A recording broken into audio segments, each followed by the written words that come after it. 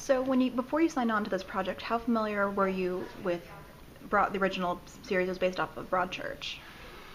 I actually didn't see the show, to be honest, and I started watching like initially when because when I read it, and then there was like, I just got off this movie Fury. No, I actually read it in England, and I was like, wow, this is amazing. It's really good.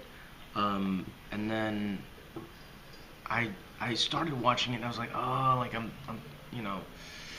I think I shouldn't watch it because I started looking at what he was doing, like the guy at Broadchurch, and I was like, nah, it's too much. So I just stopped it.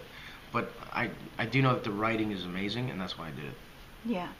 So when you're trying to play a role like this, when there's so much grief and darkness, is it lighter on set to kind of counteract how dark things need to be, or I were always you do that. I appropriately? always keep it really light, to be honest. And I'm like, instead of like, because if not, the days get really long. You know what I mean? And when you're doing a movie or a TV show or whatever, you act for like 10 minutes maybe, and then you wait around for like 2 hours. And then and it's back and forth, back and forth, back and forth. And then the camera comes in or whatever, but it's literally maybe 10 minutes of acting a day.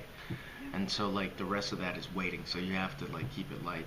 And also I think when you're loose, it just helps you more, I think. Yeah.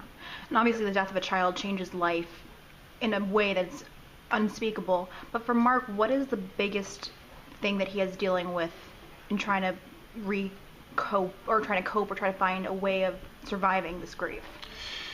Mark Solano, basically, it's weird because I'm like, you don't know who did it, you know what I mean, until the end. But at the same time, like you're dealing with a horrible loss, and then you're trying to blame everybody, and then you're looking at everybody like suspicious, and it's I don't know, it's really weird because I'm like he just tried to keep himself as busy as possible, and then like him and his wife were constantly fighting, and the subtext was like literally like they're dealing with a loss.